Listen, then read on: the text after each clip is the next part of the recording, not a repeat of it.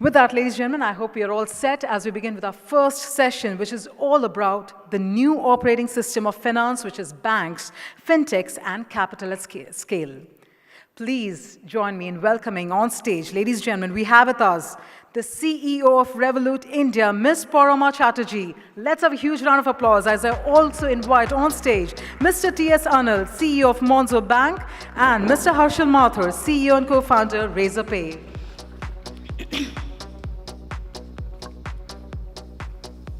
Thank you so much for joining us today at GFF 2025. Over to you. Good morning. It is a pleasure to be here on this stage, diving into a topic that is redefining our industry today, the new operating system of finance. For decades now, the OS of finance, so to speak, was built and run by banks. Today, it is actually a distributed, interconnected network where banks, fintechs, and massive pools of capital are at the core of a very new framework. Partnership between them is just one part of it. It has become more about a fundamental rewiring. In this session, we shall attempt to dissect this synergy. And to do that, I have two other architects of this new system with me on stage today. We have Harshil from Razorpay, a company that has been at the heart of India's fintech revolution, and TS from Monzo, another digital banking pioneer in the UK. Between us, we will try to take this from theory to practical based on global lessons learned and their unique application in India's complex, high-growth landscape. Let's start with a foundational view with you, TS. When you hear the new operating system of finance, what does this mean to you in practice? Is it a seamless, API-driven utopia that many make it out to be? Or is it a more complex, sometimes fragile interoperability between the different stakeholders? What's your thoughts on that? Thanks, Paroma. It's great to be here with all of you. Look, I'm going to get at your question from two different angles, right? The first part of it, which in some senses is sort of industry people geeking out about it, right? Which is the massive transformation that's happening because of technology, right? Moving from mainframe, hard-coded infrastructure to cloud-based, API-based, microservices architected tech stacks. So that's a part of it. There's ecosystem changes over here driven by traditional banks that have been hundreds of years old, getting displaced by players like us, frankly, right? Fintech players, digital banks, and so on, and the public sector partnering as well in creating infrastructure. So the ecosystem is changing as well. So you have technology changes, you have ecosystem changes, and we could talk about that for a long, long time. But I actually want to get at it from the other side of it, right? Which is, at the end of it, right? As I said, we insiders can geek out about it, but the substantive thing for me is what is it changing for the customer? And I think that's the real power of what's happening. What's actually happening now, I think, is that the customer is being put at the center of all of this, and people are building products using all of this technology to build it around what the customer actually wants and solving for their needs in a way that I think is the truly transformational bit that's coming. And you layer on top of this AI and what AI will allow us to customize at an individual level to meet individual customer needs. And that's the most exciting bit of it to me. So the operating system is context, but the way that operating system manifests in a customer's life and allows them to meet all of their money needs in a single place is the most powerful thing underway. Brilliantly articulated, yes. So this new operating system, in a way, is moving away from legacy banking and individuals, organizations creating siloed products and offering them to customers, and customers having to accept that because that is what was there. Backed by ERP softwares, etc., to fundamentally then two key things. One is customer at the heart of it and different entities working to build with the customer at the core, using automation. And there's another angle, which is the unification that is happening of data across different financial organizations and tech stacks. That's also something else that's happening in parallel. And on that, let's get into the mechanics of that aspect a bit with you, Harshil. Razorpay sits between millions of businesses today and this whole infrastructure, whether it is public infrastructure or banking infrastructure or fintech infrastructure. So from your unique vantage point, where do you see people operating independently, collaboration between them working brilliantly, and a necessity to be codependent still causing friction? How do you see this whole thing? Yeah, I think the first thing is that the structure with which India is evolving is quite unique in that with the open public rails that we have created, whether it's Aadhaar, CKYC, the infrastructure around UPI, AA, open credit infrastructure, ONDC. So across the board, we are creating public infrastructure, which sits at the center of it, and then you can build private layers on top of it. So the public-private infrastructure that the approach at which India is driving, and UPI is a great example, but even the KYC infrastructure, the A infrastructure, the new credit infrastructure, all of these are great examples of how you can have public-private collaboration where you can build private ecosystems on top of public infrastructure. The public infrastructure guarantees interoperability. So what that means is that if I am going and building, let's say, take an example of UPI, I am going and building acquiring infrastructure, somebody else is building issuing infrastructure, both of these things talk to each other. So at the end of the day, the whole size of pie grows and there's no walled gardens being created. Credit is a great example where the traditional approach is that I acquire a lot of data about my customers and then I can only lend to them.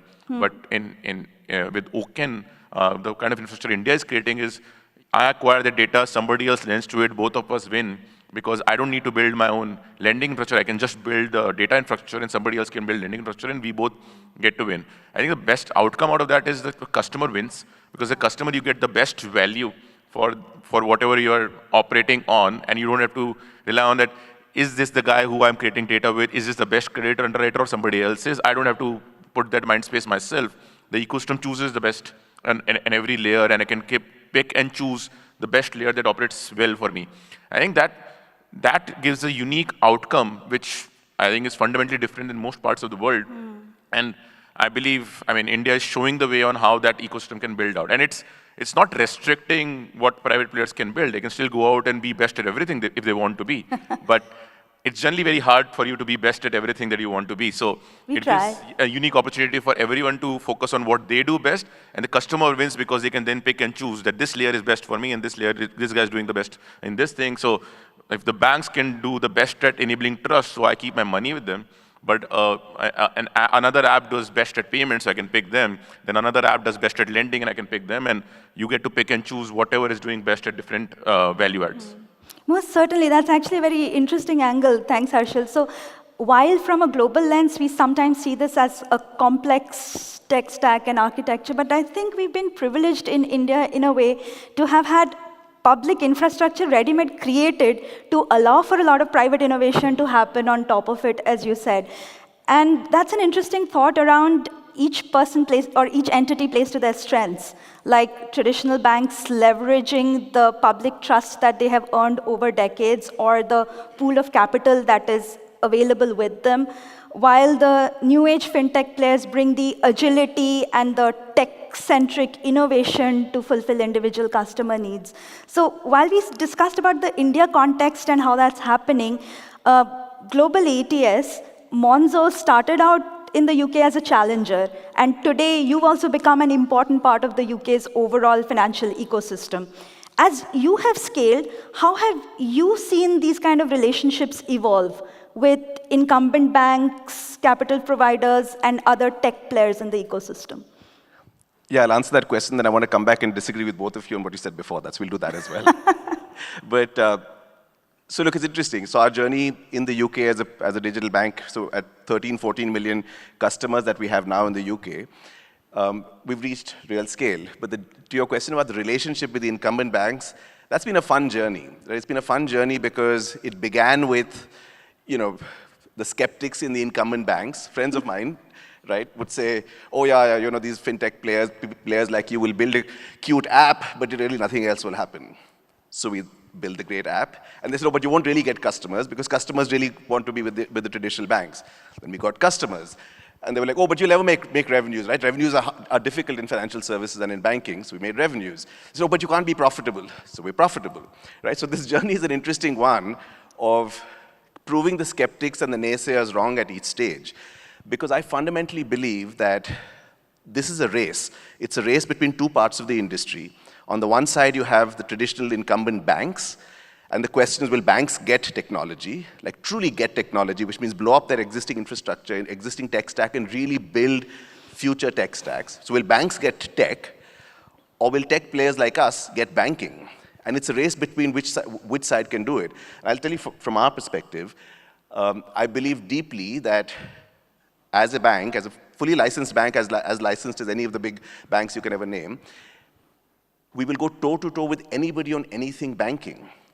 Underwriting, operational risk, credit risk, treasury, regulations, all of that. We will go toe-to-toe with the best players on all things banking and do it better, smarter, more efficiently, and then win the customer's mind, win the customer's heart, bringing the power of technology, product, and design in the customer's hands. So I believe this is an and, right? So to answer your question about how has our relationship with the incumbent banks changed, I think they've gone from being dismissive, suspicious, skeptics, to now contending with the fact that we're real, we're here, we're winning customers, and now they tell us, oh, you'll get all of this stuff maybe, but you won't really win the primary banking relationship. I'm like, okay, got it, right? Let's talk about that. With the capital providers, it's been an interesting journey. Like you would expect, our players like us raise capital from classic tech-based, Silicon Valley-based venture capitalists, and then as you grow and scale, you get more institutional money. So we're along that journey as well. But I think you're teasing out something else as well, which is this whole idea of, is there a partnership opportunity? Is there a cooperation opportunity over here? And this is where I said I might disagree with both of you in that I don't think it's axiomatic that the customer needs will get fragmented and different players will meet different needs. I think that's a stage of evolution. So you've seen that in the US as well, where fintech players met narrow needs. Someone was a great P2P player, someone was a great alternative lending player, someone was a great something else, e-commerce player, and so on.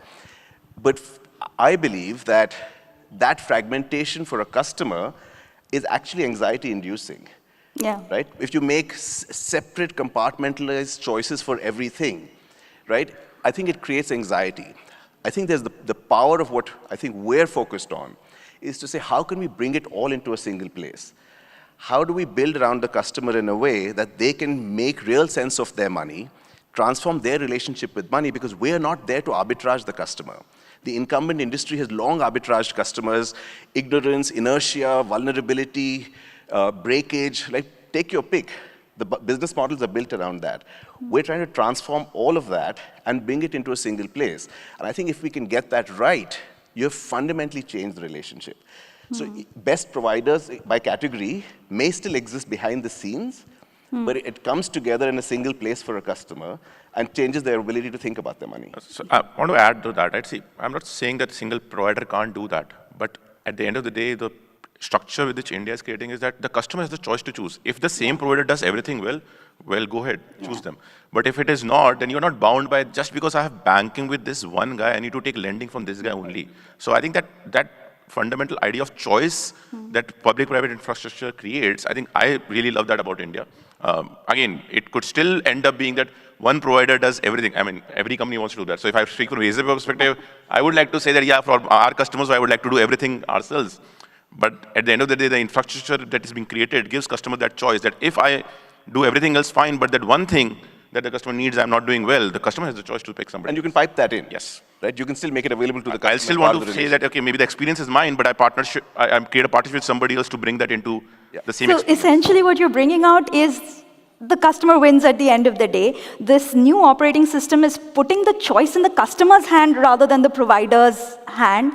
And what remains to be seen, and it was well articulated, TS, whether the banks will do technology better to solve for this, or will the technology players do banking better to solve for this? And that's sort of an interesting shift that we're trying to make in this new world. And to that effect, even our experience as we've come into this market has been fairly similar. I echo the experience that you shared. It initially started with an initial sense of suspicion or skepticism from a lot of the traditional players, a lot of friends who are sitting here in the audience as well, to gradual belief and respect and a gradual evolution of who does what better. And over here, we have actually seen healthy partnerships evolve in the form of banks offering the necessary core banking back-end infrastructure, which regulations necessitate locally, as well as banks have perfected that over years. And they're happy to partner with the innovative technology providers like us to actually develop the offerings for the customer based on the insights that technology providers have on what the customer is asking for. So it'll actually be an interesting play to repeat it about whether the banks do technology better or technology players do banking better. And a bit of a follow-up to you, TS, on that is, from this lens, as you have changed and scaled Monzo, what is the one thing that you have kept from the old system and you think needs to be continued in the new system from the past? And what is it that you have turned on its head and created in the new system by throwing out what came as legacy from the old? Yeah, that's a great question. It depends how much time you have now. Look, at the heart of it, we were birthed as being an incredibly mission-oriented bank. Right? And when I say mission-oriented, I don't mean it in the warm, fuzzy, poster in the office sort of way, but in a deep commitment to building products that actually helped customers transform their relationship with money, help them understand it. So that mission centricity, that idea of building everything around a customer, has always been true for us. And if anything, we've nurtured that and grown that and made it even deeper. As we've continued to scale, that thing has not changed. And I start with the mission as being the most important thing because that's the answer to the first part of your question. But along the way, we've needed to build more muscles, right? When you're a tiny company, 100 employees, building products and iterating really fast, to when you become just serving millions of customers and making billions of dollars of revenue, you have to pick up a whole bunch of new muscles. So the muscles for us have been that idea of the mission, pair it with a business plan. So we reject this false binary, which is either you're mission-oriented or you're a great commercial success as a company, because we think you can do both of those things. And if you get it right, the power is that the mission powers the business plan, because when we're mission-oriented, we grow customers in a way that they come to us organically. Right? 2/3 of our user growth in any given month is word of mouth. And that happens because the mission is true. Right? So we've built the mission and the business plan together. We've learned to sort of exercise execution muscles at scale. And I think the third piece is this idea of recognizing that financial service is always going to be regulated, and we need great muscles to be good at understanding regulations and living up to the spirit and the letter of regulations. What that means is, we don't roll our eyes about it, saying, oh, regulations and oh, controls and oh, risk management and stuff like that. We believe that, look, if we're going to be in this business at scale, it's important to earn trust with our customers, with regulators, but we're just going to get really good at it. Right? So that's a muscle that we built along the way as well. Yeah, I couldn't agree more, especially on the regulatory part, because we oftentimes hear from a lot of brethren about challenging regulations. But I also believe in first understanding the regulatory framework and appreciate the reason behind it. I kind of equate it with sport. Those of you who play sport, you'll get that, right? If you want to play a particular sport, the first thing to do is to understand the rules of the game. Right, where you play, what the rules are, and then go and play your best game within that is, I think, what you're nudging at as well. But one of the corollaries of this that tends to evolve, is while being customer-centric, a conversation invariably shifts towards ownership of customer. Therefore, who owns the customer? Who owns the customer experience? Who owns customer accountability? Who owns customer data? Now, as this is evolving, Harshil, this question is for you. As fintechs like Razorpay grow into a vast ecosystem in itself, powering this a new way of doing finance, and sitting between the different entities, so to speak, are you kind of becoming gatekeepers of this new system? How do you ensure that this topic of customer ownership and customer data ownership doesn't shift from one type of entity to another, but actually remains open, competitive, keeping the customer's interest at heart? What are your thoughts on that? Yeah, there are two lenses on this. See, first of all, there's a lot of conversation in in the last 10 years on who owns the customer, and essentially it goes down to who owns the customer data, because in the new day and age, who owns the data becomes the owner of the customer, because Data is king. Data is key. If you have the data, you can do 10 more things on top of it. So, and I think that question is getting flipped on its head as regulators all across the world are creating systems and rules so that the customer at the end of the day owns their data. So if I'm a credit provider, I'm a banking provider, even if I'm a social media company, in this day and age, it's going to be hard and hard for me to say that this data is only mine, because whether it's GDPR or whether in India the DPDP Act is going to mandate that the customer at the end of the day owns their data. And if they want to get up and walk out with their data, you have to give them the right to do that. And that's going to get increasingly more and more common across the world as data becomes such an important driver of new age businesses. So that's one side. The second side is, at least in India, this public-private partnership. The public rail ensures that there's interoperability across the board.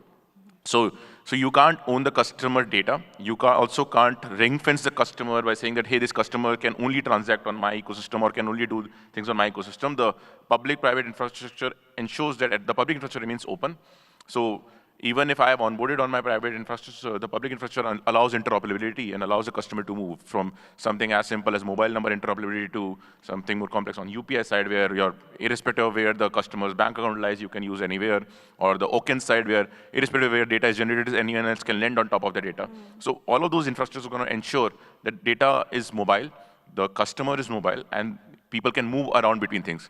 So then how do you still create profit pools? Because profit pools are created on ownership of customer. And I think that's where you have to think from a customer lens. Whoever owns the customer's trust will own the customer. And that's why it's going to be increasingly more and more important that if you have the best product, if you have the best experience, that keeps bringing the customer back to you, to what Anil spoke about it. 2/3 of the customers are coming in through word of mouth. I think same for us, like 80% of customers, merchants that we onboard every month come organically to us. And they come because they've heard about us, they've heard that it gives a great product experience, it gives the best experience that they want, and that's where they're coming to us. And I think as the ecosystem progresses further from here, it's going to become increasingly important that how much your customer loves you. And that's one thing that, for example, internally we track a lot, that a lot of companies track revenues and outcomes as the primary goal. Our primary goal internally is NPS. If the customer doesn't love you, he's not going to come back the next time. He's not going to tell 10 new people to come back to you. And as data, infrastructure, and everything else is going to become interoperable, the only thing that really drives value for you is going to be customer love. If the customers love you and if they love your product, they're going to keep coming back to you for more products and more services and more opportunities that you're going to push for them. And that's going to end up creating profit pools. So profit pools will be owned by companies that the customers love. So like personal relationships, if you will, you don't stamp ownership on somebody by stamping the name ownership on it through a label, but based on actual love. Who the customer loves is who they will choose. Other things at the back, and customer will own their own data, their own choice. Other things at the back end will blur, and data lines will blur, ownership lines will blur. You know, a few years ago, Paroma, there was this, when 5-7 years ago, maybe even 10 years ago, there was this whole thing about everybody's getting excited about data and big data and all of this stuff. And I remember reading this line which said, data is the new oil. I don't know if you remember this. It was one of the ways in which people were describing it as the commodity of our times. And I was like, no, I think data is the new solar power, right? Meaning everybody will have access to it, and how you are able to harness it, and how you're able to build the right relationships, how you're able to build the right love with customers, as Harshil is saying, that's going to be the real moat around any business. Interesting. You call, even I disagree with data is the new oil thesis, by the way. And you call it solar power. I actually call it the compass. Data is actually the new compass, which gives you a direction to indicate where the customer wants you to go as a business. And I think the more we look at data not as oil to be monetized or traded, but as a direction, as a compass, or as you said, as solar power to actually power the engine, I think we will do the right thing by the customer and truly evolve this new system with, as we were discussing, Harshil, the lines blurring at the back end between all of these segregations which used to exist earlier. Now, if out of all of these boundaries, Harshil, which is the one boundary blurring that you think is going to surprise all of us in this audience in the next few years? Is it going to be the whole bank tech boundary that we've been discussing so far? Is it going to be from a different world around finance and telecom and access channels maybe? Or is it going to be AI blurring everything across different financial needs of customers, or even geopolitical boundaries blurring. Which one would you bet on? Harshil? Yeah, I think I'll talk about the financial services part, right? And I think we have, over the last 5-7 years, speaking about embedded finance and so on, but we're still not fully there, right? I think finance is still it's still a separate step in every transaction. So you're taking a loan, and then you're going and purchasing something, you're taking credit at the point of purchase, but then it's a whole different process. I think the APIfication of banking and financial services happened, but there's a lot more to cover. I think with AI, that change is going to come far more faster, where at the time when you're purchasing something, you'll have credit and payments and everything else sorted out in the background. I think the amount of time people still spend on financial services, I personally dislike that a lot. It should automatically happen at the back end. Like, unlike everything else and social media or something else where you're trying to maximize time, financial services is one area where you're trying to minimize time that customer spends. Like, financial services should just happen at the point when you're trying to buy something, at a point of consumption. Nobody likes to think about money. Nobody likes to spend their time thinking that, hey, how will I finance this transaction now, right? So I think we are yet to cross that. But the impact of that money is their absolute top of mind. Yes, and we are yet to cross that cusp where somebody wants to consume something, and at that point of time, the financial service that's needed gets sorted in the background, and you're able to consume. Because the customer's mindset is all around the consumption part of it, not on the financial services part of it. And I think we are going to see that boundary blur further and further, where you, at the point of purchase, at the point of consumption, you'll be able to offer financial services on the fly, in the background, within a span of 1 second or 2 seconds, and then be able to complete the transaction. And I think AI is driving that wave a lot. The speed at which underwriting is possible, the speed at which KYC is possible, the speed at which the financial service disbursement is possible is just going up through the roof. Along with that, things like cybersecurity, fraud management, all of these things are also becoming more on the fly. I think we are reaching that point where financial services will actually become as transparent as they can be, so that the customer mindset is not spent on enabling and making financial services available to himself, but focusing on the consumption part of it, with all of these things happening on the fly in the background as much as possible. So you think the use of AI and Gen AI is actually going to blur the whole experience, so that the customer has the easiest experience possible and embed different aspects of finance into their day-to-day life? The real embedded finance, where finance is not visible at all, is the boundary that I believe will be crossed through AI. Thanks, very interesting. And your thoughts, Anil, on this? I agree with everything Harshil has said, right? And I think, look, we're coming from a world of extreme fragmentation and extreme silos. To the extent that inside of a large bank, the cards division doesn't see the same data that the banking division sees, and even that's not seamless, right? So we're coming from a world of extreme fragmentation and silos. And we're clearly almost there with a world where all of those barriers are going, right? Technology is going to enable all of those barriers to get removed in a way that you ultimately then contend with the real barrier that we want to break down, right? Speaking for Monzo, the barrier that we want to really break down is the barrier that sits between a customer and their money. Most people, independent of affluence level, feel anxious about their money. Don't feel like they understand it enough. Don't feel like they're in control enough. Don't feel like they're making the right choices. Don't feel like they're optimizing enough. Right? The very wealthy, of course, will have a financial advisor who's paid by them, who manages it for them. But most of the rest of the world does not have access to that.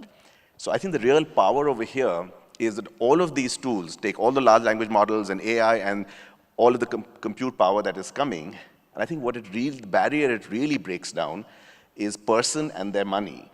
And in Harshil's point about embedded finance, making it seamless and invisible, in the way I think about it, building on that, it is this idea that effectively each of us has a financial co-pilot that just optimizes our money for us, helps us make good choices when we need to make a choice, optimizes through algorithms when we need to optimize through algorithms. But fundamentally, that barrier is such a crucial one in most people's lives. And if you break that down, you unlock and unleash so much more. Yeah, very well put, TS. Along with that, I'm also actually betting on even the geopolitical lines blurring. Today, you have India having a financial stack and using Aadhaar to onboard, UPI to transact. You have a PIX in Latin America, world over, they're using passports to onboard, etc. I think there is another direction we will head around a universal digital financial identity, which could even be a tokenized identity sitting in systems, kind of like a digital passport for finance, if you will, so that if that ID is globally accepted, UTS could have an account in UK and just by virtue of that have an account in India. Harshil and I, by virtue of having accounts in India, could have an account in the UK, and those lines can potentially get blurred. So overall, folks, this has been a fascinating discussion. Thank you so much. We covered various aspects from our different experiences around what this new operating system could mean for the new world. My key takeaway is this operating system is a living, evolving entity. It is built with the customer at the core, where customer owns their own data and customer owns their own choice. And everybody else, whether it's banks or it's fintechs or it's capital providers, will have to work towards earning the customer's love, whether it is by focusing on one thing done best or by looking at a customer's aggregated needs and providing it the best on one single platform to eventually make finance more accessible, affordable, scaling, and I think in this economy, resilient over time. So huge thank you to both TS and Harshil for joining me with their insights. I hope you all enjoyed the conversation as much as I did talking to both. Thanks, Paroma. Thank you. Thank you so much to the dignitaries on the dais. May I request you to please come to the center of the stage? Yes, a quick photograph, please.